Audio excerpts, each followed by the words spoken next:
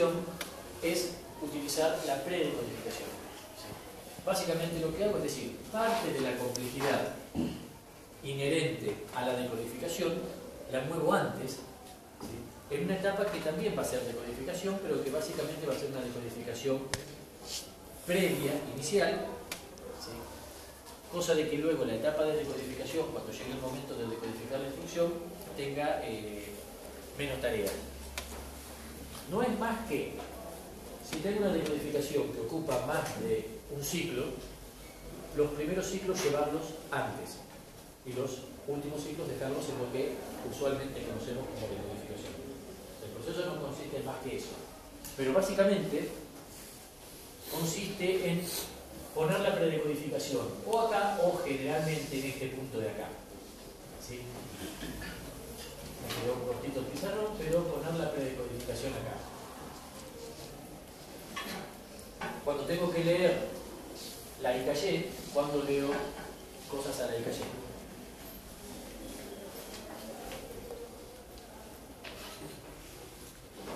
Cuando leo cosas a la IKY. ¿Ante qué evento leo una calle? O sea, leo cosas, meto cosas en una calle. Cuando no hay un bloque vencido. Ante un fallo. Entonces, cuando hay un fallo por el cual tengo que traer un bloque a la IKY, ¿sí? Traigo el bloque, pero antes lo predecodifico, entonces ya lo que predecodifique lo meto en la IKY ya masticadito. ¿Sí? Masticadito significa haber resuelto algunos problemas y haber agregado información adicional diciendo cuáles son las cosas que detecté. ¿Sí? Entonces,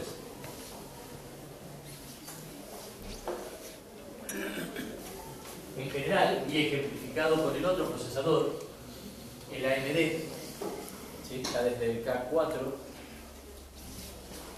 fíjense que lo que hace es, bueno, lo llaman ellos así, ¿no? Una predecodificación agresiva del set de instrucciones del IA32, que es el mismo set de instrucciones de Intel, obviamente, no son compatibles con los procesadores.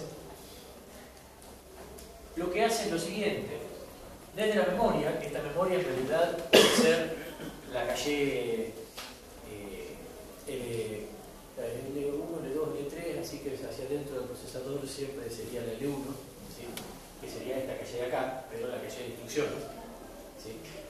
Entonces, esto de acá arriba es la jerarquía de memoria que está fuera del procesador, para nosotros, eventualmente la L2. Cuando tienen que leer ante un fallo un bloque de la L2, lo que lee son bloquecitos de 8 bytes de instrucción. ¿Sí? Acuérdense que está leyéndose del IA32, así que eso pueden ser 8 instrucciones de un byte o puede ser menos de una instrucción de las que tienen hasta 28 bytes. ¿Sí? Lee de a 8 bytes de instrucciones. Hay una lógica de predecodificación que a estos 8 bytes les agrega hasta 5 bits por byte. Entonces, para los 8 bytes que leyó, va a generar 40 bits más. Eso es lo que graba en la IKY. Entonces ya esta IKY tiene instrucciones predigeridas. El tonto de la tribu. ¿Eh?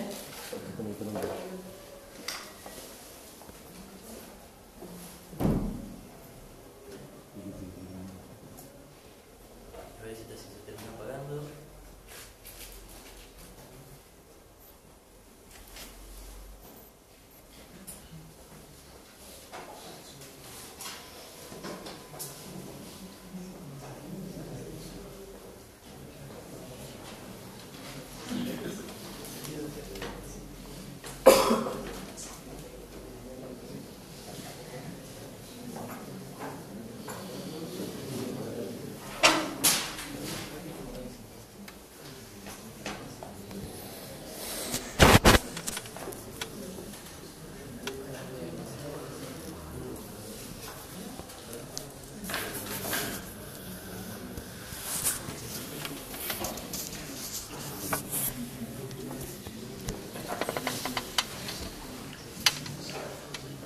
Entonces, estos 104 bits son los que se guardan en la calle de instrucciones, ¿sí? Equivalentes a los 64 24 bits que se leyeron. Información adicional que codifican estos bits, estos 5 bits por byte, es relacionada con dónde empiezan y terminan las instrucciones a nivel IA32. ¿Sí? El número de ROPs, los ROPs son las RISC operations, el número de instrucciones RISC que va a tener la instrucción. No se decodificó hasta este punto, eso lo va a hacer la unidad de decodificación, que es similar a la que tiene Pentium, pero ya sabiendo qué instrucciones, se puede saber cuántas instrucciones RISC va a tener, y eso es una ayuda para saber a qué decodificador de RISC mandarlas. ¿Sí? Ubicación de código de operación y operandos dentro de la instrucción, cosa de que el decodificador rápidamente pueda ir a decodificar la instrucción y puede ir a buscar los operandos que se puedan ir a buscar. ¿Sí? Y fíjense que directamente de la I caché, la unidad de decodificación lo que lee son 16 bytes, o sea, acá el movimiento es de 8 bytes, acá se leen de 16 bytes, que son 128 más 80, porque esto funciona a 64 más 40, y en 2 ciclos de decodificación lo que lee son 4, o lo que genera son 4 instrucciones RISC como resultante. ¿Sí? Estos en 2 ciclos, con lo cual compensa el hecho de que cada un ciclo va trabajando con 104 bits.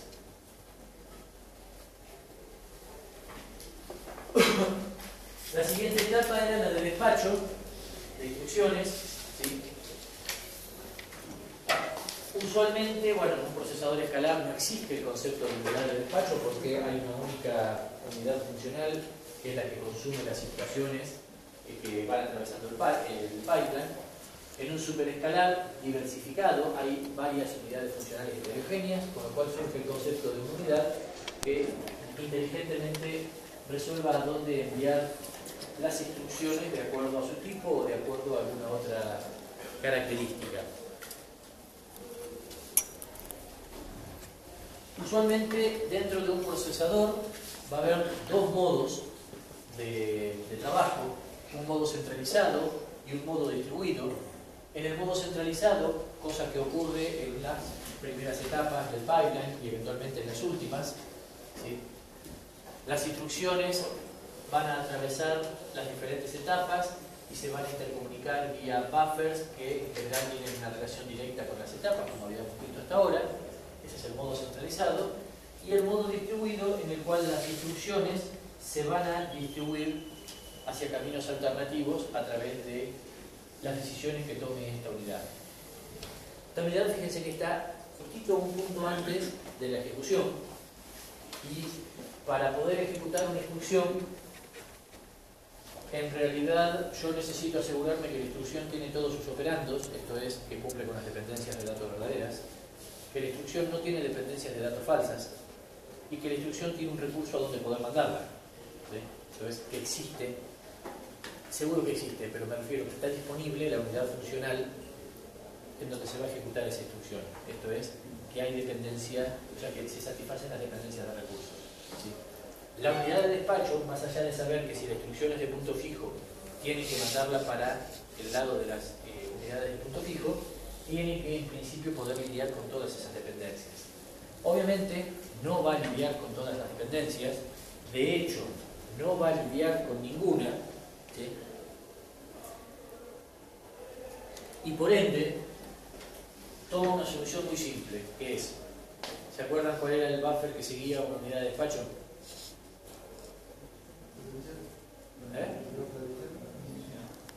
Lo que era el buffer de edición, o sea, conceptualmente el buffer este desordenado, ¿sí? En donde lo veíamos como una gran pileta en donde tiro las instrucciones.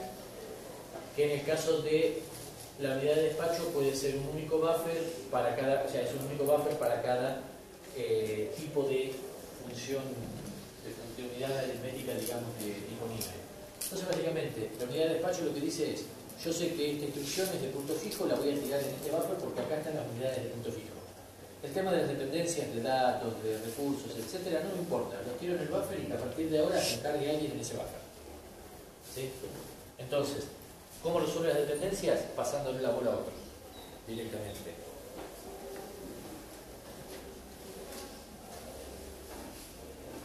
Usualmente hay algo que sí tenemos que analizar. En un pipeline escalar, ¿sí?, el acceso a operandos, ¿se acuerdan que lo realizábamos en la etapa de decodificación?